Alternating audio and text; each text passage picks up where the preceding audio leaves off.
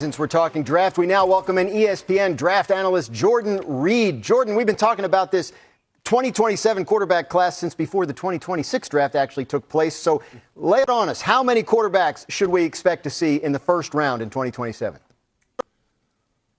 Yeah, guys, this is the class everybody has really been looking forward to. We only saw 2 quarterbacks go in the first round a year ago. But this year, I think is very reminiscent to what we saw in 2021. I think we could get as many as 5 that go in the first round, headlined by 2 quarterbacks at the top of the draft, and Arch Manning of Texas, and then also Dante Moore of Oregon. Then after that, you have a lot of other quarterbacks people are excited about. C.J. Carr of Notre Dame, Drew Mestamaker of Oklahoma State, even Darian Mensah of Miami, and Lenore Sellers of South Carolina. So this draft is very reminiscent to 2021, where we saw 5 quarterbacks go inside of the top 15, headlined by Trevor Lawrence and Zach Wilson, even though that draft didn't turn out a lot like a lot of people thought. But just speaking of the potential and what could happen in 2027, I believe 5 could go inside of the first round. Yeah, I was thinking about that. That list isn't likely to get too many people super excited, but maybe this one will go a little bit better. Of the guys in 27, which one do you have your eye on? Yeah, I really agree with Jordan's point about strength in numbers, by the way. I think we're going to find our way to 5-ish first-round quarterbacks. But the one that has me most intrigued, and he might be a candidate for the 2028 NFL draft, is Drew Mestamaker, who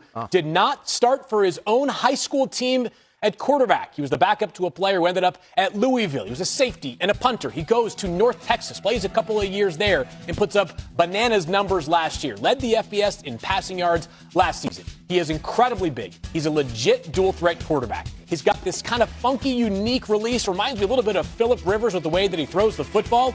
He is not like Phillip Rivers in terms of athletic ability or playmaking. He's at Oklahoma State. He followed his coach, Eric Morris, there. The competition ramps up dramatically. A huge test. But in late June, the guy that has me most intrigued, I just keep your eye on as we get to this season, is Drew Mestamaker.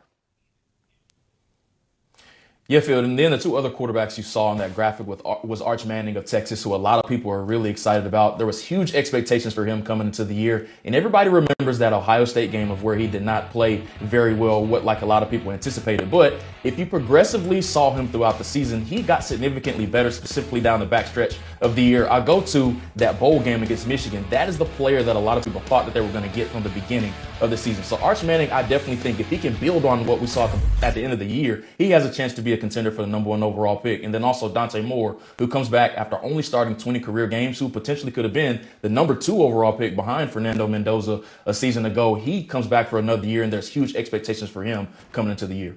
A new offense has led to success throughout Lamar's career. This is the 3rd time that the Ravens have hired a new OC since drafting him in 2018. And the previous 2 times, he won NFL MVP in the first year with the new OC. He won 13 games in both of those MVP seasons with Greg Roman in 2019 and Todd Monken in 2023. So, Ben, how do you expect this offense to look different with Doyle now running the show?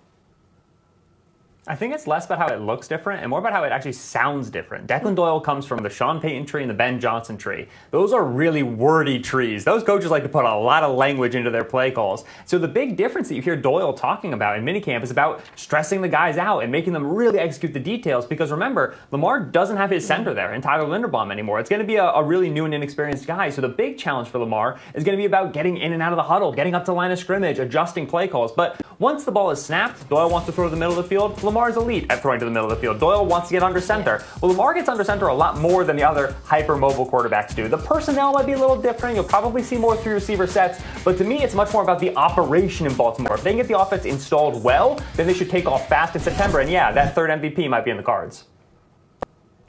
It's a great point about how losing Tyler Linderbaum is going to affect this change. Ben, you said a couple of things I think that are important to stress here. Lamar being under center, Lamar throwing over the middle of the field. There are a few offenses right now across the league transitioning to this sort of offense. Philadelphia, Washington, we're going to talk about later. It is the current trend in the NFL. But of all of those offenses, or all those quarterbacks rather, Lamar Jackson is the one I worry about the least, because as Ben said, he has been elite over the last 5 years under center, 1st in QBR. Throwing over the middle of the field, 2nd only to Justin Herbert. In fact, he's better throwing over the middle field than he is to outside the numbers, so I see a fantastic fit. My question is less about Lamar Jackson in the new offense and more about everybody else. The man himself gracing us with his presence, because if you didn't know, the winners also go to Cancun here. Shed, you and the Seahawks, of course, are up for best team after winning the franchise's only 2nd Super Bowl title, right? But we got to talk about what you did first, because not only did you walk away as a champ, but you had that late pick 6 to seal the deal. What do you remember most about that play? Honestly, I just remember the ball ending up in my hands.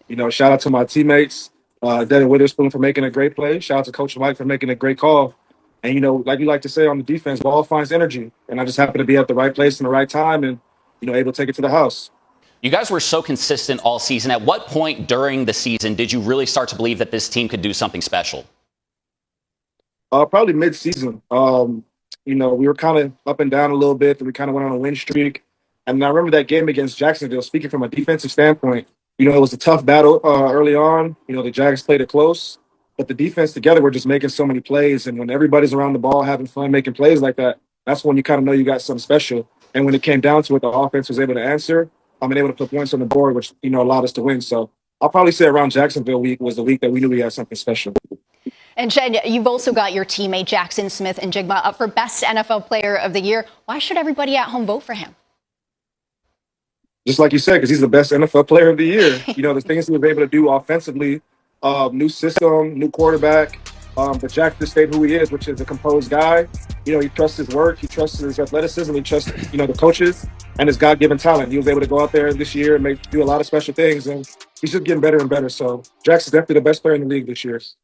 Your team is stacked up against a loaded list of champions. Some ended droughts, others brought home gold. But why should you guys go home with the hardware in this category? We're just who we are. We're obviously the best team in the NFL last year. We kept majority of our team this year, so why would we not be the favorites, to go into this next season? So, but we like when we have a chip on our shoulder. We like when we got something to prove. So it just adds fuel to the fire for us, and we're going to show the world again what we're about. How about we go to Best NFL Player, and with the nominees beginning here, Matthew Stafford, the NFL MVP, becoming the third player to record more than 45 passing touchdowns with fewer than 10 interceptions in a season. Not only did Myles Garrett set the NFL record with 23 sacks in a single season, passing Michael Strahan and TJ Watt, Jackson Smith-Njigba, the NFL Offensive Player of the Year and Super Bowl champ, led the league in receiving yards with 1,793. And of course, Drake May was the only quarterback in the league to complete over 70% of his passes, tossing 31 touchdowns with just 8 interceptions. The MVP runner-up also led the Patriots to the Super Bowl in just his second season. That is quite a lineup there that we got, Harry. Sure Stafford, Garrett, Smith-Njigba, May, what he was able to do to bring the Patriots back, as if the fans were suffering, right, for so long. But to be able to bring them back to the Super Bowl is everything. And then, of course, Matthew Stafford, right? Yes. They didn't quite make it to the Super Bowl, but to be able to do what they did with their offense, and he's a girl dad. I know my dad knows from personal experience, girls, they kick your butt and they make you want to be the best. Without question. And our friends at NFL Live are going to help us all and weigh in with their thoughts on who should win the ESPY. All right, thanks. So it's Best NFL Player of the Year. It doesn't have that word valuable in it. Yep. That trips so many people up during award voting season. Who was the best NFL player last year? It does not have the word valuable. It also does not have the word quarterback. And there is a quarterback bias in awards, as we all know. It's been a long time that quarterbacks have been the most likely candidate for MVP. The best player in the NFL last year might be the best player in the NFL again this year. It's Myles Garrett, who is now a Los Angeles Ram. Last year, as a member of the Cleveland Browns, set the NFL single-season sack record and did so in a system in which there were a lot of games in which the Browns were playing from behind. Teams were just running the football against Cleveland. He had a 5-sack game against the AFC champion New England Patriots. He was unblockable. He was double-teamed.